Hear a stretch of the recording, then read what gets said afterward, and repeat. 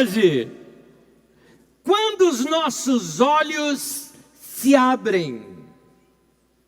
Há momentos da vida da gente, seja uma crise, seja alguma coisa que acontece, que simplesmente os olhos se abriram e parece que a partir dali é uma nova vida, que tudo muda. Isso pode acontecer na vida de uma nação, na vida de uma pessoa, numa área ministerial, na vida de uma igreja, na vida de uma pessoa. Pode se tratar de coisas pessoais como coisas que têm a ver com toda a nossa sociedade também. Então nós vamos mergulhar agora nas Escrituras Sagradas. Hoje nós vamos ler muitos textos da Bíblia Sagrada e vamos estudar a vida e o contexto histórico, geográfico, econômico, político que estava por detrás da vida de um profeta que atravessou pelo menos 4 reinados na sua época, e eu vou citar até um quinto, que é quando ele morre, que é o profeta Isaías. O profeta Isaías é um profeta muito conhecido nas Escrituras Sagradas, talvez um dos maiores livros de profecia. É o livro de profeta mais citado na própria Bíblia Sagrada por outros livros. E é importante nós compreendermos um pouquinho que tempo é esse que viveu Isaías. Para entender isso, eu preciso voltar um pouco aqui na história. Vamos lá. Império de Davi e Salomão. Davi foi um rei guerreiro, ele era na verdade um líder de exército, e através disso ele foi fazendo grandes conquistas, e aquele sistema totalmente tribal de povoados pequenos, que muitas vezes eram invadidos por povos vizinhos, começou a se fortificar, fortalecer, se uniram em torno de Davi. Antigamente, antes de Davi, tinha um rei chamado Saul, que também foi um rei guerreiro, líder de exércitos, mas Davi foi quem expandiu esse império, trazendo para aquele povo um tempo grande, de grande prosperidade para toda aquela nação, não só uma região, mas toda aquela nação. Davi foi substituído por seu filho Salomão. Uma das coisas interessantes na Bíblia Sagrada é que Deus não era a favor do reinado. Mas como o povo queria um rei, Deus deu algo para o povo: vocês escolhem um rei. E o povo escolheu Saul. Depois o povo escolheu Davi, e aí Davi escolheu Salomão. Então, a partir daí entra algo chamado dinastia, algo que passa de pai para filho.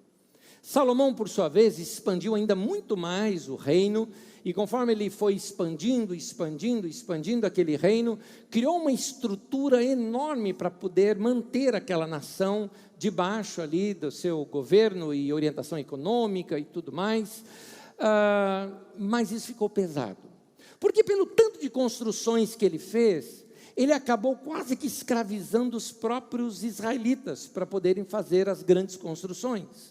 Salomão também beneficiou muito e muito a região sul do país, onde ficava a capital, Jerusalém, e aos arredores, principalmente ao norte, foi um pouco desprezado, de modo que nem estradas boas se tinha naquele lugar.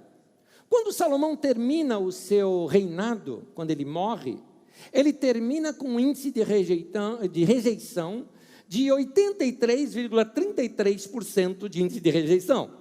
Esse cálculo eu chego ao notar que eles eram 12 distritos, e dos 12, 10 se separam, rejeitando como havia sido o governo de Salomão. O que aconteceu foi que o povo do norte se uniu e resolveram chamar o próximo rei, que era Roboão, filho de Salomão, para uma conversa, dizendo: olha, nós topamos que você continue como rei, mas dê atenção aqui para o norte também, divida um pouco a riqueza do país, diminua os impostos, está pesado demais. A gente trabalha para sustentar a riqueza de vocês ali do sul. E aí por diante, nessa conversa, tentando chegar a um acordo, esse acordo não vem. Roboão simplesmente diz: se meu pai foi pesado, eu vou ser mais pesado ainda, eu sou o rei, eu mando, é desse jeito que vai ser. Para quê? Os outros 10 representantes das tribos falaram: então nós nos separamos de vocês. O sul nunca aceitou ser separado do norte, então o reino acaba sendo dividido. O reino do norte entende que o sul foi que se desviou dos caminhos do Senhor. Portanto, o reino do norte se mantém com o seu nome de Israel. O reino do sul leva o nome da tribo principal, a tribo de Judá, e passa a ser chamado de Judá. Antes, quando o reino estava unido, eles dominavam em todas as esferas e todas as pequenas tribos e aldeias e nações ali ao lado, eles dominavam. Com esse rompimento, houve um enfraquecimento. Muitas guerras houveram do sul para com o norte para recuperar o comando daqueles lugares. Mas o norte se uniu, se fortaleceu, se fortificou, e assim há um rompimento. Até que um profeta vem e mostra, está fazendo mal para as duas nações agora essa guerra. Guerra sempre é ruim. Qualquer guerra armada é sempre ruim. Isso vai enfraquecer a economia, vai enfraquecer a segurança, vai parar o comércio, vai ter uma queda financeira para toda a nação, gente vai morrer, vai ter problema de fome. Para com tudo. E eles pararam. Entraram em paz. Fizeram acordos, e assim duas nações seguiram seus caminhos. Eu preciso dar um salto na história agora. 150 anos depois. 150 anos depois, por exemplo, nós de república vamos fazer esse ano 130 anos de república aqui no Brasil. Muito tempo, 150 anos depois. Chegamos na época do rei Josias, no sul. É nessa época que nasceu Isaías. Isaías nasce no Reino do Sul, exatamente em Jerusalém, na capital, no meio de toda a nobreza daquele Reino do Sul. É ali que nasce Isaías. O rei naquele tempo chamava-se Josias. E Josias simplesmente foi um governante que chegou a ser chamado, inclusive, de segundo Davi. Porque ele parecia, Davi começou a conquistar os reinos vizinhos, que eram reinos totalmente desorganizados. Ele conquistava esses reinos, depunha os seus líderes, mas estabelecia novas estradas, novos comércios naqueles lugares, fazendo assim expansão dos seus reinos. Por exemplo, ele dominou duas estradas importantes, uma aqui ao oeste e outra aqui ao leste, ambas levavam, eram caminho para o Egito. Dessa maneira, colocando guardas e colocando um lugar bem estruturado e aparelhado pelo exército, que ele fez um exército de mais de 700, aliás, o número era de 307 mil homens, ele fez no seu exército. Então ele espalhou o seu exército por essas estradas, de modo a tornar o comércio seguro. Ora, com o comércio seguro, principalmente com o Egito, uma nação rica, fez com que toda a produção deles tinha para onde escoar.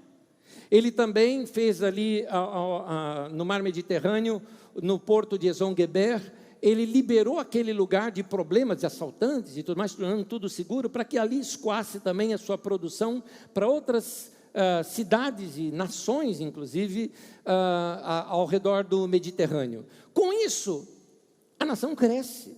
Se vende muito, entra dinheiro, faz comércios, novas rotas, tudo acontecendo muito bom. Jerusalém, então, se tornou um ponto muito grande, cresceu Jerusalém. Ele colocou mais segurança em Jerusalém, com máquinas bélicas de alta tecnologia para a época, para proteger as muralhas ali da cidade, para que não houvesse roubos, furtos, invasões. Novos bairros surgiram ao redor, do lado de fora das muralhas de Jerusalém. A cidade foi se expandindo, crescendo, virando não mais Jerusalém, mas agora a grande Jerusalém. Bairros pobres, claro, de gente que vinha de outras regiões para morar ali em Jerusalém, porque ali se tinha emprego, ali se você fornecia algo mais. Um dos bairros, por exemplo, que era também conhecido como bairro do Barro, porque ali se fazia, pela argila, se fazia tijolos e para as grandes produções e construções que haviam ali em Jerusalém, fazendo assim se expandir. Contudo, parecia lindo. Nação está crescendo, nação está prosperando, segurança, comércio aumentou, tudo parecia estar bem. Até que os olhos de Isaías foram abertos. Enquanto o país parecia lindo e prosperando, Isaías nasceu e cresceu na alta sociedade. Para você ter uma ideia, o pai de Isaías era mais conhecido do que ele se tornou mais conhecido que o pai depois. Mas 6 ou 7 vezes é dito assim, Isaías filho de Amós. Amós não é o profeta Amós da Bíblia Sagrada. Amós deveria ser provavelmente um líder de exército, alguém da alta sociedade, muito conhecido, porque o nome de Amós é que dava credibilidade para Isaías. Isaías, tendo crescido na alta sociedade e no meio daquela riqueza toda que havia em Jerusalém, que era muito próspera nessa sua época, começou a perceber algumas coisas. Ele começou a perceber que ali onde ele estava havia nobreza, tudo dava, ali tinha produtos de todas as qualidades que vinham de longe, mas outras partes do país estavam em miséria e pobreza. Os líderes e políticos da nação roubavam os pobres e faziam dinheiro à custa de pagar mal os trabalhadores. Os bairros novos que surgiram ao redor de Jerusalém eram de extrema pobreza e miséria. E o que acontecia algumas vezes é que os nobres de Jerusalém, com tanto dinheiro, não tendo literalmente onde enfiar dinheiro, onde iam assim lavar dinheiro, eles começavam a comprar os terrenos a preço de bagatela desses pobres que não tinham outra opção senão vender para poder sobreviver. Compravam para construir grandes casas, porque Jerusalém estava se expandindo agora para a periferia. E eles estavam tomando as casas destes e construindo terrenos, e aí o Isaías começa a ver tudo, construindo casas, construindo lugares mais luxuosos, naqueles lugares onde os pobres já não podiam sequer mais entrar. Isaías começa a ver que começa a ter uma diferença social muito grande em toda Judá, e obviamente ele percebe, isso não está de acordo com a lei do Senhor. Vamos ver então as profecias de Isaías. Eu dei toda essa introdução para você compreender que ao ler essas profecias, você sabe do que ele está falando. Vamos lá, você vai ler vários textos comigo hoje, acompanha comigo nas telas. Alguns eu tiro, por exemplo, da Bíblia a mensagem, porque ele coloca de uma maneira mais simples e mais fácil de leitura para muitos aqui. Vamos ler Isaías 3, 14 e 15, diz assim: o Eterno, que é Deus, Yahvé, entra na sala do tribunal. Ele toma assento para julgar o seu povo. O Eterno exige ordem no tribunal. Conduz os líderes do povo, os políticos, os juízes e tudo mais, ao banco dos réus. E diz para eles: vocês saquearam este país. Suas casas estão entupidas de coisas que roubaram dos pobres. Como podem pisar no meu povo esfregando o rosto dos coitados na lama?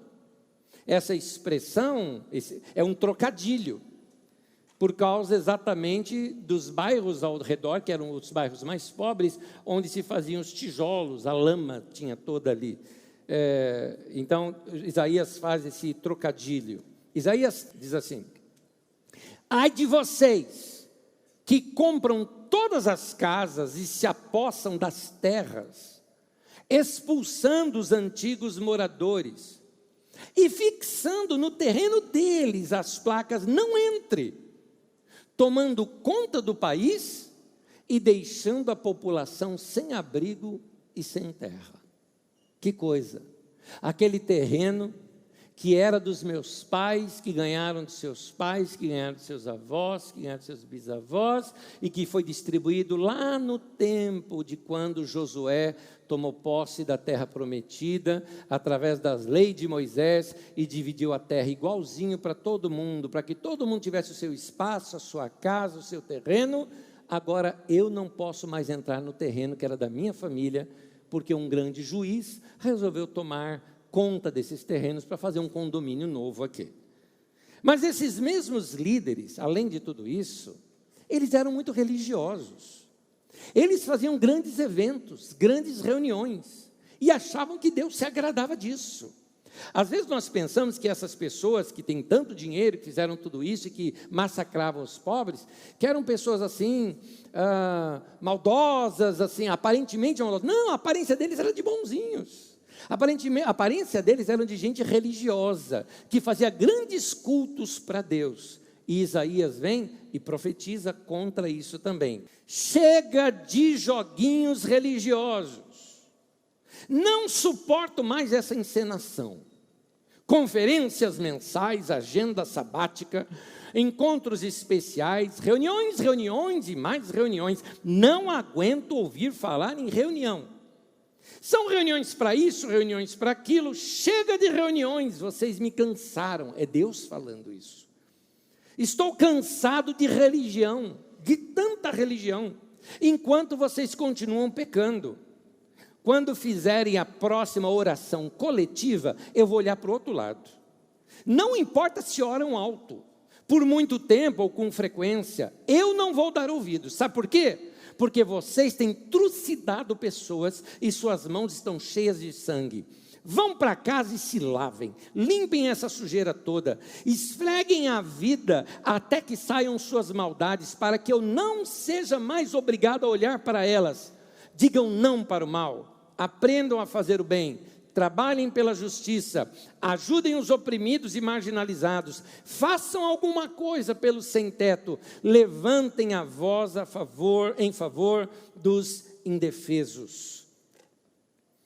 Se alguém ouvisse essas profecias de Isaías hoje, já ia falar, comunista, né? Como disse um grande líder da Igreja Católica no Brasil, ele diz assim, toda vez que eu faço alguma coisa para ajudar os pobres, me falam, como você é misericordioso. Todas as vezes que eu digo por que eles são pobres, me chamam de comunista. Então, o que nota aqui é que esses mesmos que organizavam as reuniões religiosas, eram os mesmos perversos que exploravam o povo e arrancavam dinheiro do povo e andavam com gente corrupta, quando às vezes eles mesmos eram os corruptos. Talvez você esteja ouvindo tudo isso, falando, Anésio, mas isso se trata lá de Judá, não é? Pois é, aqui no Brasil não tem essas coisas. Não tem essas coisas. A maior rede de livraria evangélica no Brasil, cujas maiores livrarias eram no Rio de Janeiro, eram todas propriedades de lavagem de dinheiro de um camarada que já foi líder na nossa nação, lá no Congresso Nacional, e que hoje está morando forçosamente lá em Curitiba. Então, note que às vezes a religião está muito sim ligado com tudo isso de corrupção. Porque aqueles mesmos que deveriam denunciar essas questões de corrupção, como por que existem tantas rádios e tantas TVs em nome de igrejas e tudo mais, sendo que tem políticos por detrás lavando dinheiro nessas mesmas rádios e TVs. Por que não denunciam isso? Porque estão de rabo preso. É isso que Isaías está vendo. Agora os olhos deles se abriram. Agora imagina o conflito de Isaías. Os amigos dele. O cara que era amigão de infância dele é um corrupto. As festas vamos chamar como se fosse nos nossos dias, vai na festa de aniversário, está toda a corrupção da nação, está ali celebrando, e o Isaías está no meio disso tudo. E começa um choque entre a verdade da palavra de Deus e ele. E o que vai acontecendo com Isaías? Isaías começa a ficar amargurado. Ele começa assim quase que rosnar, babar do lado, de bravo que ele estava ficando, de ver aquela nojeira toda na nação. E isso vai fazendo mal, isso vai azedando o coração de Isaías. Mas aqui eu continuo a leitura de outros textos bíblicos. Dá para acreditar, a cidade antes pura virou prostituta. Antigamente, lá nos tempos de Davi, era toda justiça. Antigamente, lá nos tempos de Josué, nos tempos das tribos e tudo mais, todos viviam como bons vizinhos. Agora seus habitantes tentam esganar uns aos outros. O dinheiro que circula é falso. O vinho está adulterado. Seus líderes são vira-casacas que preferem a companhia de corruptos. Eles se vendem a quem der o lance maior e carregam qualquer coisa que não esteja trancada. Nunca levantam a voz em favor do sem-teto. Nunca se apresentam em favor dos indefesos.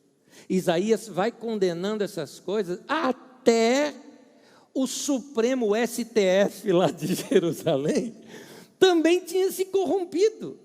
Isaías também se dirige aos juízes dizendo o seguinte: olha, Deus vai trazer de volta mais juízes certos e corretos, não gente da estirpe de vocês. Vou pôr juízes honestos e conselheiros sábios entre vocês, como era lá no início. Então, vocês serão famosos, conhecidos como a cidade que trata bem o povo, a cidade correta. Os caminhos retos do Eterno vão endireitar Sião outra vez. Gente, os olhos de Isaías foram abertos, mas ele percebeu toda aquela prosperidade da qual ele mesmo usufruía, vinha de trabalho de gente mal paga, que seus amigos que frequentavam as mesmas festas e os mesmos cultos, a riqueza deles vinha de corrupção e de suborno, e os seus olhos foram abertos, só que Isaías se azedou. Mais adiante a gente vê isso. Quem era o rei? Josias. Aliás, Uzias, me perdoem. Uzias era o rei, e este rei era amigo de Isaías. Isaías convivia com Uzias, e Isaías viu a corrupção em todos, mas assim, ele ainda não enxergava a corrupção em Uzias. Só que Uzias foi aquele tipo de cara que uma vez no governo começou a fazer coisas que não deveria, se julgou acima da lei. É como o presidente, ou seja senador, ou seja deputado, que acha que está acima da lei. E a Constituição no Brasil está acima de tudo. No caso de Israel, a lei do Senhor estava acima de tudo. E esse rei, querendo um pouco mais de adrenalina na sua vida, resolveu apelar e fazer coisas que não lhe era devido. Vem então a notícia sobre o que ocorreu com esse rei. Eu quero ler agora com vocês 2 Crônicas, capítulo 26, contando sobre esse final da vida do rei Uzias, que então abriu de vez os olhos de Isaías. Diz assim: mas o poder e a fama acabaram subindo à cabeça do rei Uzias, e a sua arrogância e seu orgulho provocaram a sua queda. Certo dia, já rebelde contra Deus, ele entrou no templo do Eterno como se fosse o seu dono e queimou incenso no altar. Em outras palavras, eu sou rei, eu faço o que eu quiser. O sacerdote Azarias, apoiado por 80 sacerdotes corajosos do Eterno, tentou impedi-lo. Eles o repreenderam, dizendo: você não pode fazer isso, Uzias, porque isso é tarefa dos sacerdotes descendentes de Arão, especialmente consagrados para esse trabalho. Só eles podem queimar incenso. Saia do templo do Eterno. Você foi infiel. Não pense que o Eterno irá honrar você por isso. Mas Uzias, com o incensário na mão, pronto para queimá-lo, ficou furioso com a interrupção. Ele começou a xingar os sacerdotes, mas enquanto discutiam, apareceu uma doença de pele na testa dele, a lepra. Assim que o sacerdote principal, Azarias, e os demais sacerdotes viram os sinais da doença ali na testa dele, retiraram-no dali rapidamente. Ele mesmo correu para fora, pois reconheceu que a doença tinha sido uma marca sobre ele, um castigo de Deus sobre ele, ele entendeu. Ela acompanhou Uzias pelo resto da vida. O rei precisou viver em isolamento. Seu filho Jotão, que tomava conta do palácio, assumiu o governo da nação. O restante da vida de Uzias, do início ao fim, foi registrado pelo profeta Isaías, filho de Amós. Uzias morreu e foi sepultado com seus antepassados no campo ao lado do cemitério real.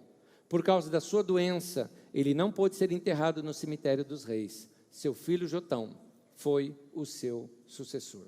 Depois que se fortificou, depois que cresceu, perdeu o coração. Desencaminhou-se.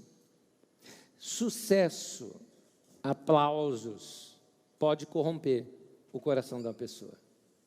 Essa semana eu fui numa reunião por engano de horário. Chegando lá, alguns também se enganaram e foram na mesma reunião. Foi ótimo. Encontrei alguns pastores, estávamos ali conversando.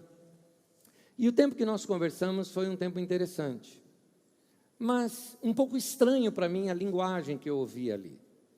Um dos pastores falando, então, porque agora estamos com uma rádio tal, e agora a TV tal, é uma denominação muito grande aqui no Brasil, que tem TV aberta e tudo mais, só que você sabe como que é, né, meu querido? As coisas crescem, o pessoal sobe os olhos, um dos 12 ligado ao bispo, rompeu com o bispo, criou a própria igreja dele, agora o outro também está fazendo isso, está uma confusão, isso tudo, e a gente tem desconfiança que ele levou dinheiro e tal. Depois de contar tudo isso, eu falei, irmãos, me permita compartilhar algo com os irmãos, o que eu acho? Eu acho o seguinte, no livro de Marcos, no capítulo 4, Jesus conta a parábola do semeador, e na parábola do semeador ele conta daquela sementinha que caiu na terra, veio as aves do céu, comeram e foi embora, e a semente não brotou. E Jesus interpreta dizendo que quando você ouve a palavra de Deus e não compreende, vem Satanás e rouba a semente ali plantada. Correto, correto. Então, segundo essa parábola, ele interpreta aquelas aves do céu como sendo Satanás, não é? Falei, no mesmo capítulo, Jesus conta assim que o reino de Deus, no caso da igreja, é como uma semente que cai na terra, cresce e se torna uma grande hortaliça e uma grande árvore, e vem as aves do céu e se aninham nela. Eu falei, a gente tem que tomar cuidado quando a estrutura da igreja começa a gente querendo, sabe, tem que negociar com político, tem que comprar TV, tem que comprar rádio, tem que fazer negócio, tem que inventar cartão de crédito para arrancar dinheiro dos irmãos, aí fica inventando essas coisas. Eu falei, isso daí é ave penetrando no meio da igreja. Ela deixou de ser pura. Isso tira da igreja sua pureza. Então fica aqui o meu conselho a todos vocês que são líderes no meio da igreja. Uma das coisas para você sempre fazer, checa o teu coração, meu irmão. Checa o teu coração. Não importa o quanto que Deus tenha abençoado o teu ministério, seja seu ministério na área da música, quem está me ouvindo pela internet, seja seu ministério na área da pregação, da palavra, nunca perca o seu coração. A Bíblia diz que quem dá o crescimento é Deus. Se Deus deu o crescimento, não é pelo meu mérito, não é pelo seu mérito, não é pelo mérito de ninguém, é Deus que deu e acabou. Então baixa a bola, querido, você não é nada de especial, você não é o bonzão, não. Se você acha que você é o bonzão, eu vou te dizer, isso aqui é lepra no meio da cabeça, tá? Vai te isolar e você vai perder tudo isso. Então a gente tem que manter o coração, o coração simples. E é isso que foi a grande lição em cima de Uzias. Uzias se julgou tal, Deus pegou e tirou ele. Podia acontecer o mesmo com Isaías. Mas Isaías se quebrantou. E aqui vem uma frase para mim e para você. Deus só enche vasos vazios. Então, meu irmão, vai se esvaziar de você. Você não é o dono da verdade, não. Isaías estava vendo a corrupção no país. E aquele. Aliás, é interessante. Porque Isaías capítulo 5 tem 6 ais ali. A expressão ai era uma expressão muito usada pelos profetas quando iam denunciar algo.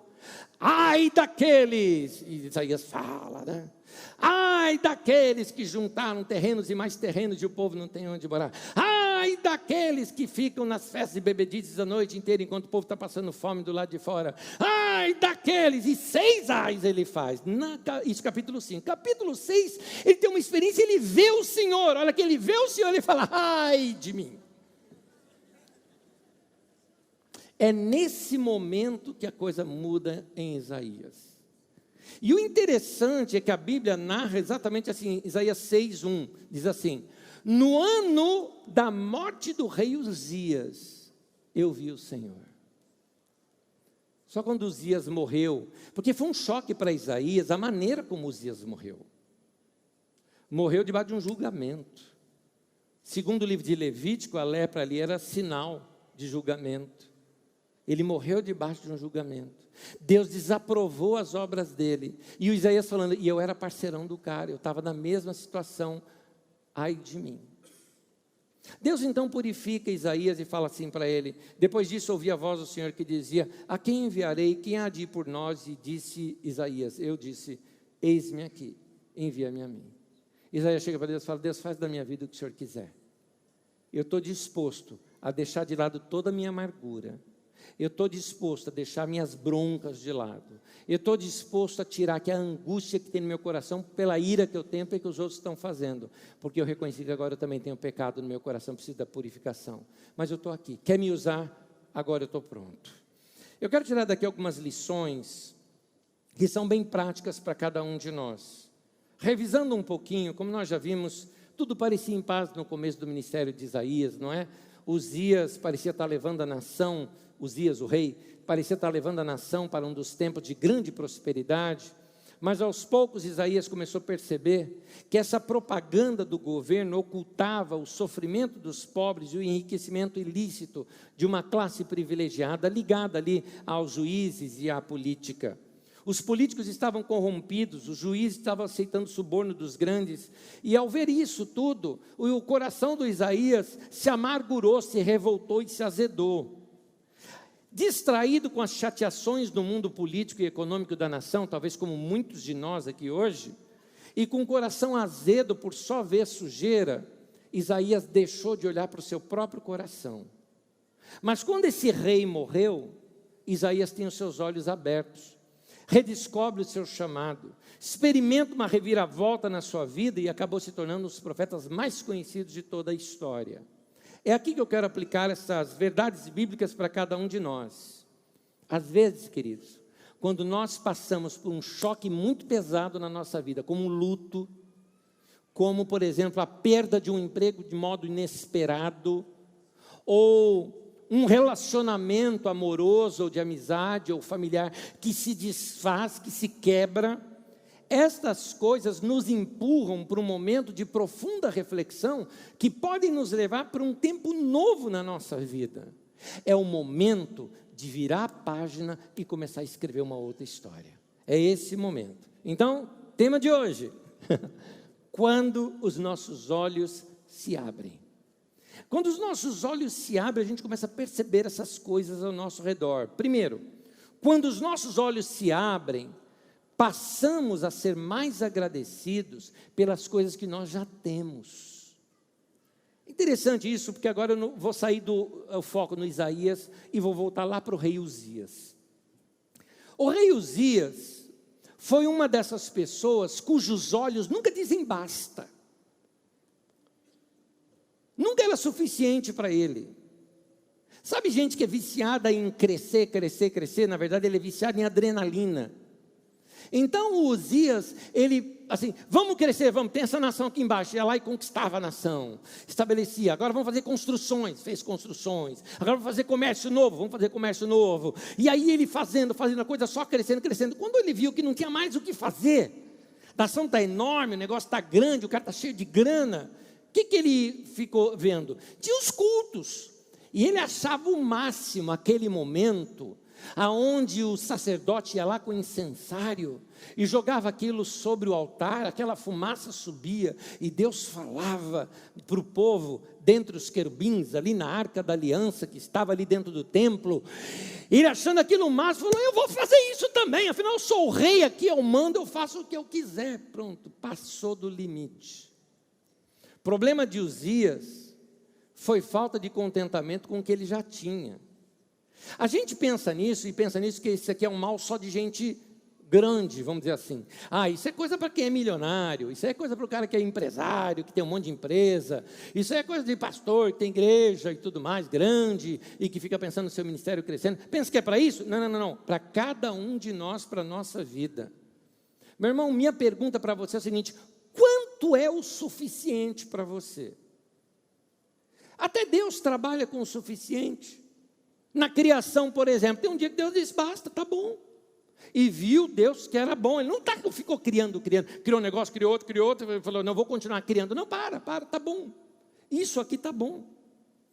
Quanto e o que é necessário para encher o seu vazio e você dizer que está bom? Quando você não sabe dizer basta, você não tem prazer. Você fica sempre querendo mais e não curte o que já conquistou. Minha pergunta é, até onde é teu limite? O que é preciso para você ficar satisfeito? Nossos desejos não acabam nunca. A sabedoria está em a gente saber desfrutar aquilo que nós temos e não ficar buscando satisfação nas coisas que nós não temos. Então você Vamos lá, vamos pegar coisa assim, vamos pegar bens materiais, fica fácil a gente trabalhar. Posso usar isso como exemplo? Dá licença usar isso como exemplo. Você acabou de comprar um carro. Mas assim, dentro da sua posição financeira, o que deu para comprar é aquele carrinho, é um carrinho usado, né? É usado, é um poisézinho, está lá, é o carrinho seu. Esse você acabou de comprar. Passou a lua de mel com ele, que deve durar uma semana só. Probleminha outro começa a aparecer, você já começa a chamar o indivíduo de lata velha, né? Já começa a chutar ele, e já começa a desejar o carro do vizinho, que estaciona do lado da tua garagem, lá você fica, ei, carrão, já vou ter esse aqui, e não curte o seu, você é ingrato, sem gratidão. Eu falei de coisas materiais, mas a gente faz isso com tantas coisas ao nosso redor. A sabedoria está em a gente saber desfrutar o que a gente tem. O que eu tenho é meu, é meu. Se a gente não tiver rédea na nossa vida, nós vamos levar a vida para o buraco, queridos. Está aqui a raiz de gente endividada. Muitas vezes tem gente endividada porque o cara não sabe dizer basta. Calma, basta, tá bom o que você tem. Aqui eu não estou incentivando você parar de crescer, não estou incentivando você parar de sonhar, não estou incentivando você não querer crescer na vida, não é isso que eu estou falando. Eu estou dizendo que o que você já conquistou, você precisa curtir melhor o que você conquistou e ter um coração mais grato a Deus pelo que você tem. Quando nossos irmãos aqui, representantes da nossa comunidade, foram fazer um trabalho lá no Nordeste brasileiro, no sertão do Nordeste, estava conversando com o Lorival, que ele chegou numa casa e ele percebeu a casa. Eles não tinham comida ali na despensa, tinha quase nada ali para a família. A casa era muito simples. E ele chegou assim para a pessoa e perguntou assim, você tem falta de alguma coisa? A pessoa falou, não tem falta de nada não. Mas você, assim, está passando alguma necessidade? Não, a gente tem o básico para a gente está bem, está bem. E quando ele insistiu numa terceira pergunta, a pessoa falou, olha, o Senhor é meu pastor, nada me falta. E antes falava, não tenho falta de mais nada. Está bom, Deus é bom. Se Ele der mais, eu vou ficar grato. Mas eu já estou grato pelo que eu tenho. Como dizia uma velha canção, eu sou grato por tudo que eu tenho. Amigos, família, muitos irmãos. Importante a gente ser grato assim. Vamos olhar um pouquinho no aspecto financeiro. Isso eu quero ler vários textos com vocês. Como eu falei de sabedoria, vou para os livros de sabedoria. Eclesiastes capítulo 5, versículo 10 diz assim: quem ama o dinheiro jamais terá o suficiente. Quem ama as riquezas jamais ficará satisfeito com seus rendimentos. Isso também não faz sentido. Provérbios 30, versículo 15, tem até um tom de humor aqui, ele diz assim: a sanguessuga tem 2 filhas, e as 2 se chamam me dá e me dá. Está aí. Provérbios 27 e 20 também tem esse toquezinho de humor, ele diz assim: os desejos das pessoas são como o mundo dos mortos, sempre há lugar para mais um. Pois é, querido, a gente precisa aprender a ficar contente com o que se tem. Não estou dizendo que eu tenho que me acomodar com o que eu tenho, mas eu preciso valorizar o que eu tenho. Hoje é o dia de você valorizar o que você tem. Teu marido está aí do teu lado, está velho, barrigudo, mas é teu. Dá um beijinho nele e fala, que bom que eu tenho você, né? Então, é assim, a gente tem que valorizar as coisas que nós temos. E Deus nos fala que a sabedoria está nisso, porque isso é presente de Deus para a gente desfrutar o que o nosso trabalho conquistou. Eclesiastes 3, versículo 13, diz assim: todos nós devemos comer e beber, e aproveitar bem aquilo que ganhamos com o nosso trabalho. Isso é um presente de Deus. Hoje você vai para casa, vai pegar aquele arroz, feijão e mistura, vai encher o garfo, enfiar na boca e fazer aquela oração, sem palavras, de gemidos inexprimíveis, não é? Na qual você vai agradecer a Deus, que bom, eu tenho alimento, eu tenho comida. A gente tem que ter esse coração grato. Um grande problema para nós é que a gente fica obstinado em querer ganhar mais, em produzir mais e crescer, que nem mesmo nós desfrutamos aquilo que nós conquistamos. Tem gente que, por exemplo, tem uma casa maravilhosa, mas não curte a casa porque passa a maior parte do tempo fora dela, trabalhando para poder pagá-la. Eclesiastes 4:6 diz assim: é melhor se ter pouco com paz de espírito do que viver ocupado o tempo todo. Porque a vida está passando enquanto isso. Lembra de uma frase que eu cito bastante? As melhores coisas da vida não são coisas. É gente. Vai brincar com seus filhos, vai ter tempo junto, vai namorar tua esposa, vai curtir os amigos que você tem. Procure se contentar com as coisas que você tem, ao invés de ficar acumulando cada vez mais. Se você está numa fase como a de Uzias, que com medo de viver no ócio e perder a adrenalina, querendo uma coisa nova na tua vida, cuidado para não buscar saciar sua sede numa fonte ilegítima. É importante fazer as coisas certinho. Então, seja agradecido pelo que você já tem. Olhar para Deus e falar: Deus, obrigado, eu já tenho tudo que eu preciso. Então, te dou aqui alguns 3 conselhos rápidos. Primeiro, seja agradecido pelas pessoas que passaram pela sua vida. Quanta gente boa passou pela tua vida. Até gente que hoje você nem tem mais relacionamento, mas que bom que isso já aconteceu. Seja agradecido também pela sua vida. Olha só, obrigado, Deus, eu estou vivo. Coisa boa, eu amo a minha vida. Coisa boa. Seja agradecido pelo que você já conquistou. Seja agradecido. Não estou dizendo que você não possa conquistar coisas novas. Não estou dizendo que você não precisa crescer. Só estou dizendo que querer crescer sem essa base de gratidão vai fazer de você uma pessoa igual a Uzias. Então, que Deus ensine a você e abra os teus olhos, como Ele fez com Isaías, abriu os olhos de Isaías. Isaías passou a ver e a partir dali a vida dele mudou. Terminando, segundo, quando os nossos olhos se abrem, precisamos enxergar o nosso próprio coração e tirar dali toda a amargura. Quando os nossos olhos se abrem, nós precisamos deixar para trás a amargura. Nós precisamos deixar para trás a revolta, o azedume, e olhar para dentro de nós e remover aquilo que está nos impedindo de crescer. Alguns de vocês não crescem na vida porque ainda estão presos no passado. A amargura impede a gente de crescer. A amargura, para a gente, é como uma âncora que vai segurando a gente lá atrás. E o perdão é o que libera isso. Mas Anésio, eu não consigo perdoar aquela pessoa. Perdoa, vira a página, segue a vida. Mas existe um outro ângulo que eu queria te mostrar aqui. Eu me lembro que eu estava conversando com uma pessoa, e a pessoa dizendo o seguinte: puxa, era um casamento tão bom e não deu certo, acabou tudo. Eu falei: pera um pouquinho, que acabou o casamento eu entendo, que não deu certo, eu não concordo com você num ponto. Ele falou: por quê? Eu falei: você tem filhos? Tenho 2. Eu falei: então, seus 2 filhos são fruto desse casamento? São, então deu certo, gerou 2 filhos maravilhosos. Ou você está rejeitando esses filhos? Não, eu amo os meus filhos. Pois é, o casamento gerou os filhos. Agradeça a Deus por esses filhos. Agradeça a Deus pelo tempo que tiveram. Na verdade, seu casamento deu certo, vocês viveram um tempo de romance, tiveram filhos, viveram um período bem, depois não deu mais, acabou, virou a página, querida. Acabou. Muda a vida, segue o jogo, não é? Segue a vida. Você não pode agora deixar uma âncora lá no passado. Sabe por quê, queridos? A gente às vezes não sabe perder.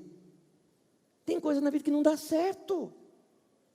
Anésio, mas Deus vai me fazer vencedor. Amém, querido. Mas todo time que é vencedor, é raro o time que ganha invicto. Tá, Corinthians foi campeão invicto na Libertadores, eu sei. Tá, mas é uma raridade isso, né? Então, mas o normal é perder, se perde jogo também. Há derrotas na vida da gente, o que a gente precisa saber é aceitar derrotas na vida da gente como parte da nossa história, como parte da nossa aprendizagem. Nós precisamos sepultar algumas perdas do nosso passado. O sepultamento funeral, ele é o fechamento de um ciclo. Essas perdas precisam ser sepultadas. Nem tudo que planejamos deu certo. E não precisamos ficar com mágoas por isso. Sepulte suas decepções. A vida segue. Segue a vida.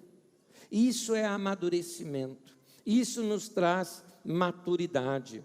Essas marcas na vida da gente são cicatrizes, mas as cicatrizes, a gente pode olhar para elas e dizer assim, é uma cicatriz, mas ela veio de um tempo bom. Depois aconteceu algo ruim que deixou a cicatriz, mas é uma coisa do passado. Você tem cicatrizes na sua vida, físicas ou emocionais? Vou contar uma rapidinho e vou terminar. Eu tenho uma cicatriz física, aqui na minha perna, aqui, bem pequena, aqui, hoje pequena, né? Mas era enorme, pegava aqui na perna toda. É uma marca do passado? É. Foi dolorido? Vixe, ou se foi. Moleque andando de carrinho de rolimã. Tinham acabado de asfaltar as ruas lá perto de casa, era rua tudo de barro. Asfaltaram, carrinho de rolimã. Ladeira íngreme. Botamos um carrinho de rolimã atrás do outro, grudado no outro. Nós tirávamos o eixo da frente e parafusava no outro carrinho. Fizemos aquele trem, assim. Alguém de brincadeira jogou um paralelepípedo na frente para o carrinho desviar, para a gente sentir aquele uou, só que nesse uou, foi-se. Imagina numa velocidade alta, você cair no carrinho de rolemã, num asfalto novinho, foi ralando assim. E um detalhe, como era em trilho, né, era um monte de gente, quem estava atrás caiu em cima de mim e foi arrastando, aquele peso ainda, né, deixando boa parte da carne no asfalto. Foi isso mesmo. Alguém fala, e aí, Anésio, isso doeu, e aí? Mas era legal pra caramba. E se desse, eu andava de novo. Por quê? Porque foi legal, mas causou uma cicatriz, mas foi legal. Cicatriz na vida da gente, a gente tem que entender isso. Tivemos tempos bons, mas deixou uma marca ruim? Deixou. Eu olho para ela e aprendo e cresço. É claro que hoje eu seria muito mais cauteloso ao fazer uma coisa como essa. Nós precisamos aprender, queridos, a deixar algumas coisas para trás, para seguir a vida. E esse é o último conselho que eu quero te dar, só que vem de Paulo apóstolo, na carta aos Filipenses. Fique em pé comigo e vamos ler esse texto e nós vamos terminar.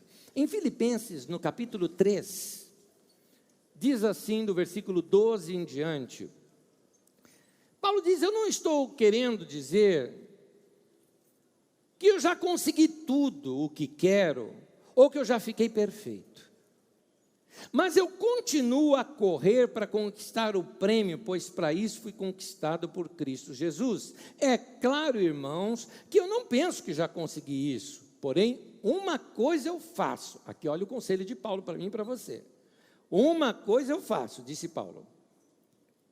Esqueço aquilo que fica para trás e avanço para o que está na minha frente. Fala junto essas frases comigo.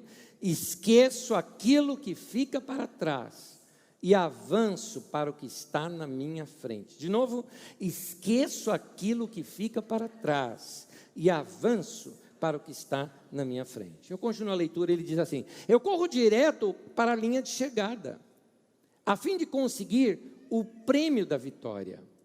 Esse prêmio é a nova vida para a qual Deus me chamou por meio de Cristo Jesus.